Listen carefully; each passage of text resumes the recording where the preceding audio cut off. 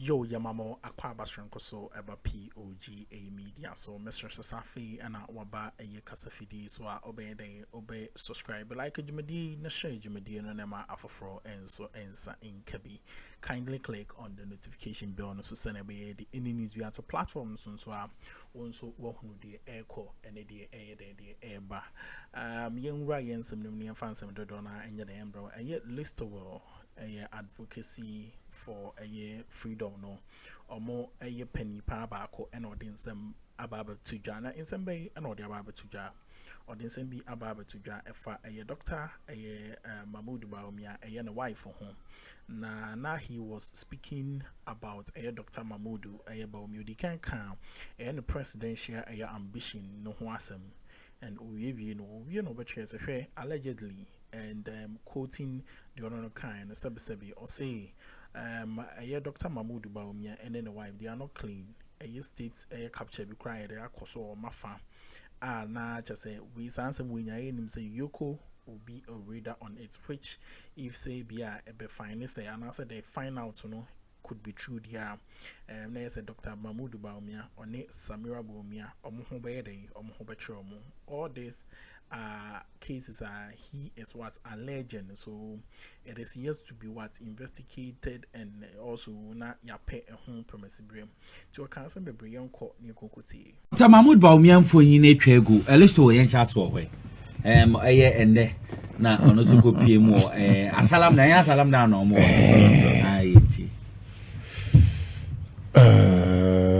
Okay, anyway, if I mean the Ukrainian money. I normally don't see why Bawumia, as would be a failure like him, should ever be on a table for discussion. Normally, I think, we have a task at hand.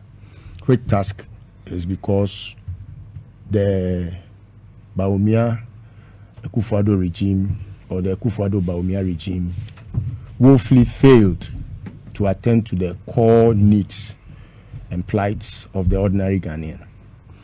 And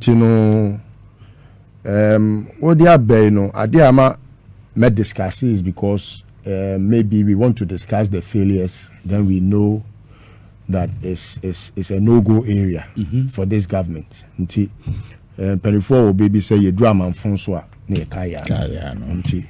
Baby I drew ya man François Tina maybe Kaya.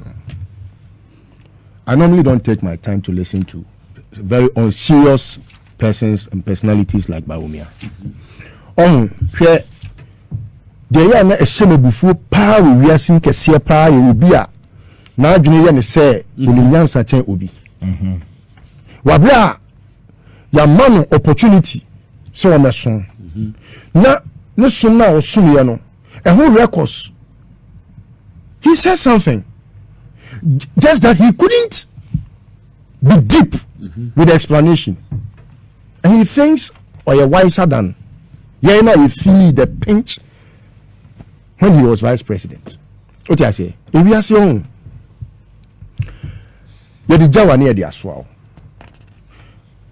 Ura to time I need I MPP Sebi no general secretary. When MPP was MPP, many are those who didn't like Bawumia to be the vice presidential candidate of the MPP. Now, their reason was that he had no track record. But Akuffo had to lie his way into making sure that at least people will admit, say, Bawumia was going to bring something on the table. Now, with the dollar pay, and a better example, dollar. Because you see, Ghana is an import-based economy. No, is import-based. It be Ghana ha import t-shirt sui. Be foreign, including ufugu no. Locally no, oma added value to a raw material a foreign. Because our mama yade fugu way. If I will chain a buy, Anna Yadi Krohinko, Anyini, Ahumano, Amana Yantuma. and a yaki can see a knee and a yapam and a show. Oh no, what are you saying? Material, Yangan or Ghana. Tail on it, or you made in Ghana. The tailoring was done here. And now honorable. Midway, same. And an import-based economy, no. The most important idea was say every economist and I say economic your friend is a manager biano will pay attention to how the cedi the local currency no kwasisa akoto a foreign currency yedi ko dwaso akoto nyoma import aba Ghana no ebetimi anya stability na sebi previous. If Bawumia could at least for once tell himself the truth, all the $4 and $1 is saying, oh, they granted now 4 cedis. All $1 is saying, then you tell me because we watch now a double team, we watch me, I say we watch no, a new epi because we need to no be job on thing. Then you tickle yourself and laugh. Because what you say, so we knew who now was Syria. Syria be Syria. Then you tell me you were the best to have managed the economy of this country. And your best performance is 17 cedis to a cedi. 17 cedis to $1. Not my bet in the studio, ha. No, in my pa, the Mahama ya. What call appointed Akuffo. What force ama $1 no? A free 17. About bedroom 10. 10 no crown pono. Me sure say nko say yire ne ho a enka be ko further down. E bi a ye ton koko because ye so no ye export nyoma. Ye di koko ko. Ye wo oil a ye ton. Enti no ye hwana se ye ton na se ye so be nya $1 say ya. Enti ne ye mani nyina 10 haya kakra. What you say? Then you it is sometimes they allow for Bawumia no mema and collide bi mpanifu atemu because obetina TV so no akasa sei no akatira wo na asabia ne usika na wo de to $1 no kane no ukura 400 cedis now $200 400 cedis now $200 answer na Bawumia no be ko no how much money now ukura 1,007 and I didn't $200 1,007 70 million as an what million $100 now when you be when you know catch us we manage economy ni better me no I have engineer na me person me restrain me hono because he is a walking insult. Bawumia is a walking insult. How on nanim now we Ghana for anymore. Why no said be obi also be do New York kwatem. After impoverishing all the Ghanaian society. What be no because you manage it better. I said you okay ya me kra me tell say the ideas no impacted on millions of people. Yes, it is true. But it impacted us negatively. I know that he refused to speak about. We were impacted negatively. On your business that papa na wa hwew and wa ko school. On tomatoes that. On we yire munya loto kios ko munya bi da. And na ma sika and na mo sisia atoto adan, asisia adan. Apartments e one is Legon cantonments bi na yo mo dia. Akromfo asefo. It's another now say because your life has been better. No, you think that everyone is better like you. When you were chrono amabo, we be a jumada. O kasa by heart. Not talk your strong you be that. So go be a jumada who says sika akoton your my fabu chabe tonwa. Kabehu sin ye sidi nya sakasa ediya politics. You. But you know, maybe I wouldn't waste my time watching some of these things because I think say they are further digging their own graves. Let them continue. Say no no kwana akasa. Say me think na Japan so. Me tie Brian Champon so kasa. Mati Brian Champon. So ba ya mo investment o sika kan. Perifo kan say me say akom kwa na atushire ani ntwa ho. Ena enkwan dwoa ena anwansena osiso. Na sa bra na nkwan na ehye no nkwan na ehye na me say ye ka politics organa na kan MPP hwe se nya tete aye hwe obi o kope flag bearer adie hwe we mu de hwe Brian hwe nanum hwe kan Japan hwe Bawumia tete na tete adani modi also ni scan to oh no na say bi nkwasi afrago nyansa ni kope den wom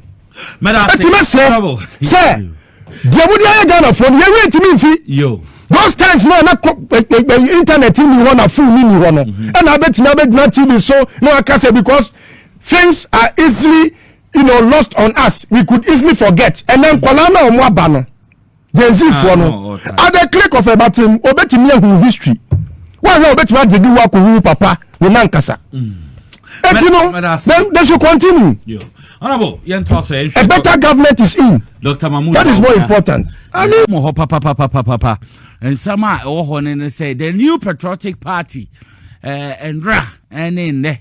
You who say nipa roa or more person or more flag bearership or more race and or marshal say kasa and rate honorable Kennedy Japan ka yet say ko Elon Musk sonka Brian Champon.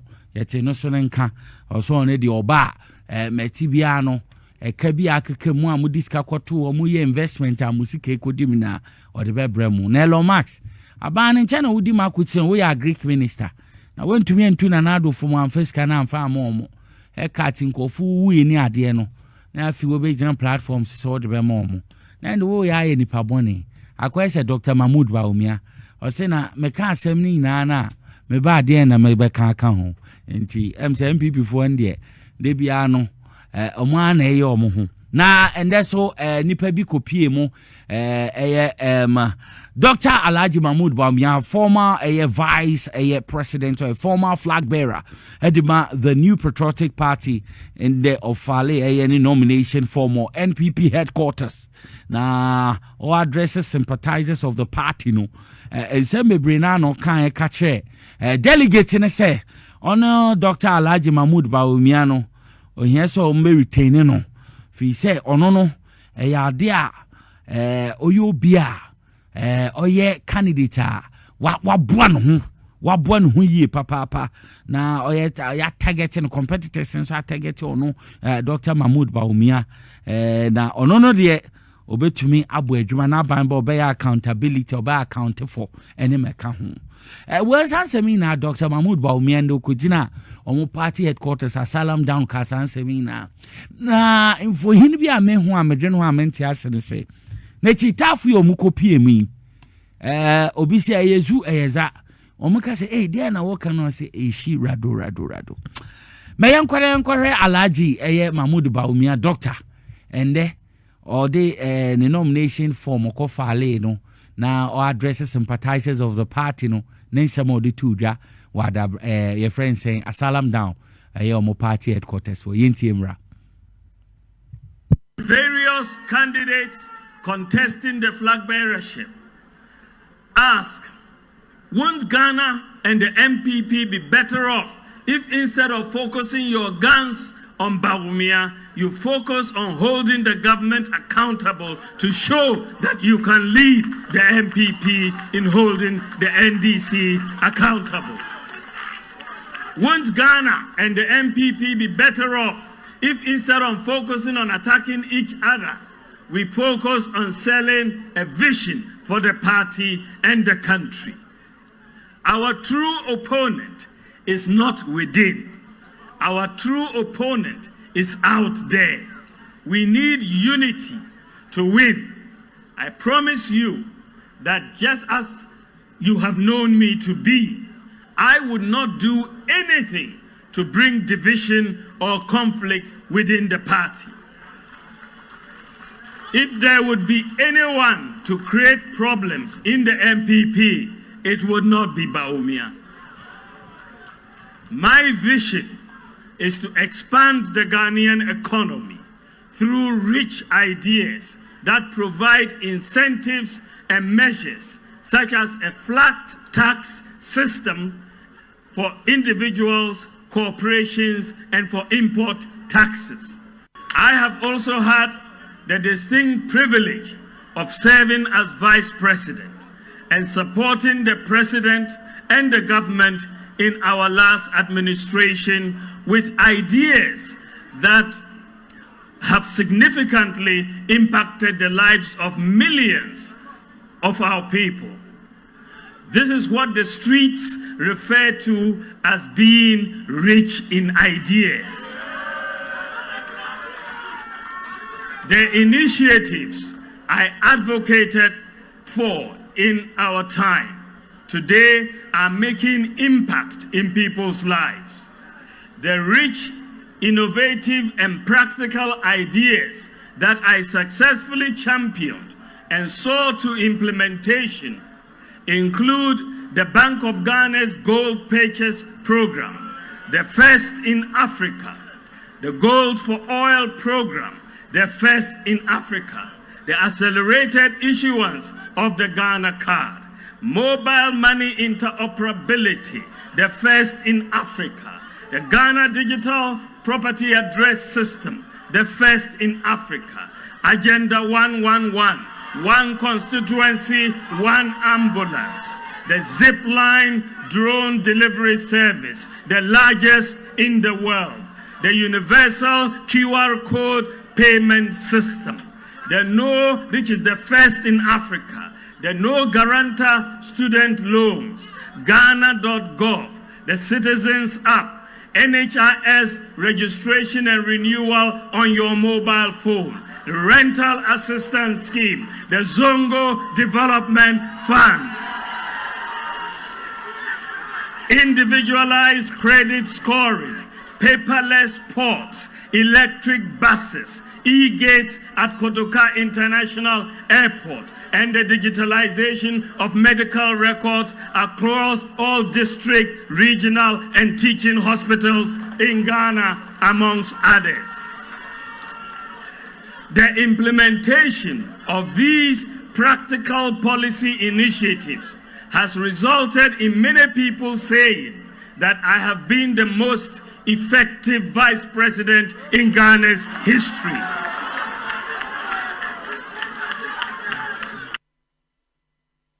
Dr. Alhaji Mahmoud Bawumia, a former flag bearer, the new Patriotic Party 2024, or sign a former vice president.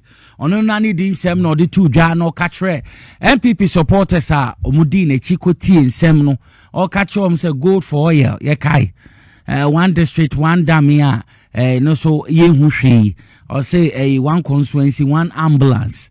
Ono no ka ho nsem interoperability ne eyeze plan mo nsem o chese na time no oboaye ma eye na ban ni tumi de sa ne me bae ba wo me bisa ho se kosi sen question aye bisa no sa ne ma na o can go for oil na de benefit na de ma yen enye yenya ban papa eye His Excellency John Dramani Mahama, Finance Minister, Kissel eye Atoba Force and Doctor and then Sami Jemfimu buyer, gold board buyer, on regulating a year no. Nan then ye to me home for she. Na sa good for ye no cry, and be sasane no cray. As can on the culture, but a be a mere fracadam the two and him. It is some allergy can't ye. No, chesa sani many in Africa, Hanoni decline.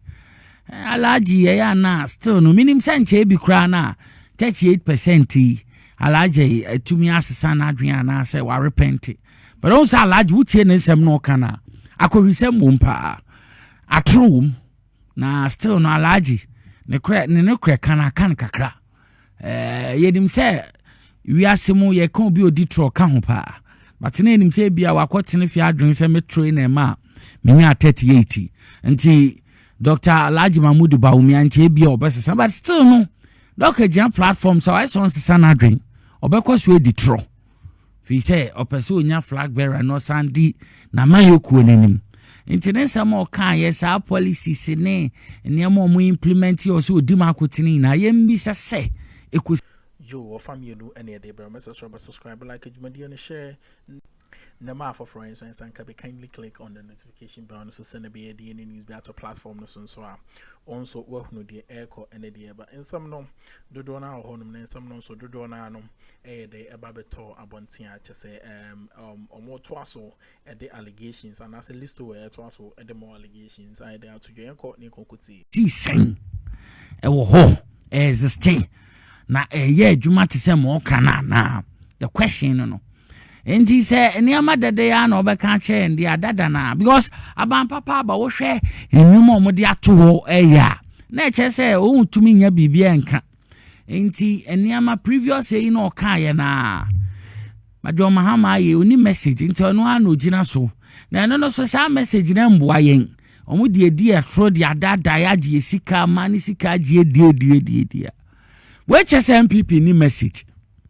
NPP omu ni message because what shall buy papa na enshishe yo die guwa ye CD to dollar no a stabilizer kama no stress fee first year for mo tertiary say sia no BBI won betting tax ye fi ho taxes anyansen nim ni na ye twam afi ho kama levy ana aye BBI ye so hawi ni no mo ye fi ho enti alaji ni message bia wo ye Ghana wo tie nsem o kan ye nsem dada na oni message bia na taxes me be flat rate eno ana alaji Bawumia ka enti wo ye Ghana ni na wo hwem na wo tie mi a wo difference no nsem dada na until one san dwene ye endwene se bia am ye say dada na no ka kire yen e bia no stand tall within the flag bearership race no when the party the competitors no stand tall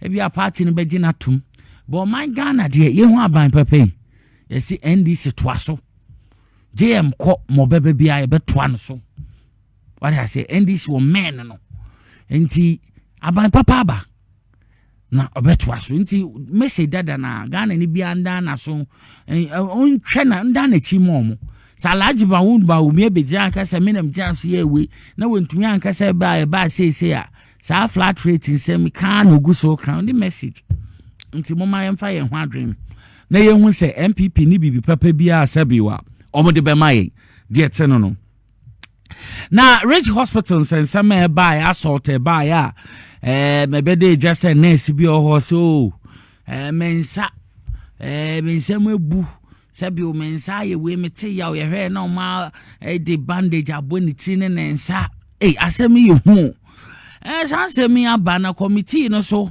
ye mo kwan the report no abetu dwa na committee report no me ya tete ne se ne me wo report m se no kre ye nua nurse ne no ne nsa bi amfekere ye nua nurse ne no ne nsa bi embu ne nsa bi anko ba bia enti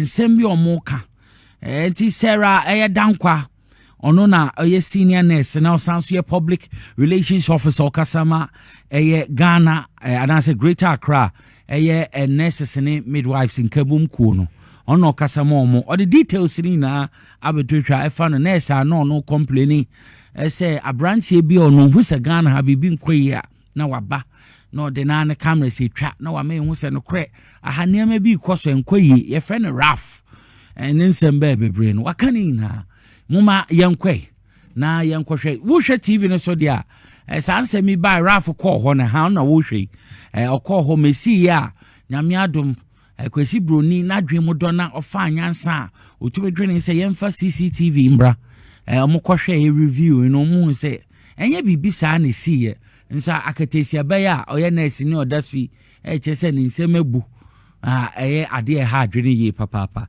yenkwe na yenkotie ensema yenua ba Sarah dankwa o senior nurse so kasama Greater Accra nurses and midwives nkabomku ewo Greater Accra yenkotie ensema ode tudwa efa ne sansemi ho every other thing they have stated is really right. Because on the night of the incidents, when the girl felt that she had a dislocation, she went home to sleep and came to work the next morning. What if when she got home, her mother started pulling her hand, rubbing things, and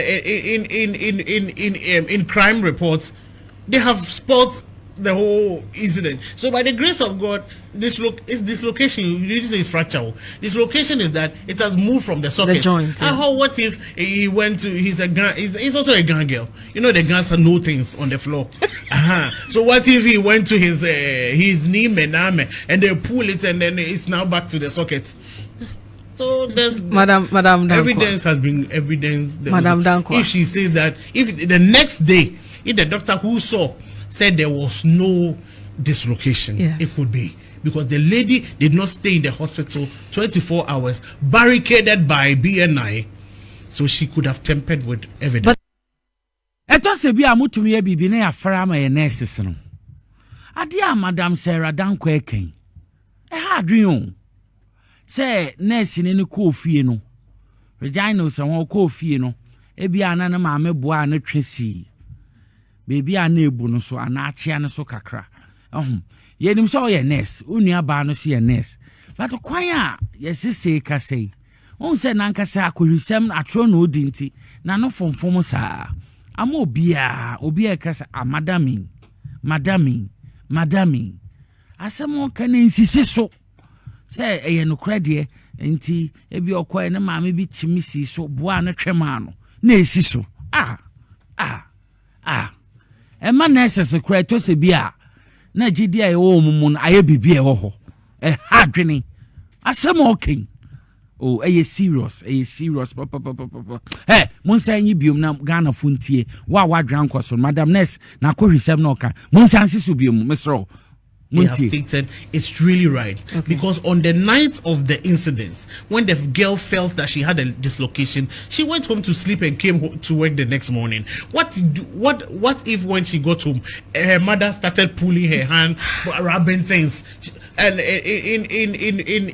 in crime reports, they have spot the whole incident. So by the grace of God, dislocation. You need to say it's fracture. Dislocation is that it has moved from the socket. The joint. What if he went to? He's also a gun girl. You know the guns have no things on the floor. So what if he went to his knee mename and they pull it and then it's now back to the socket?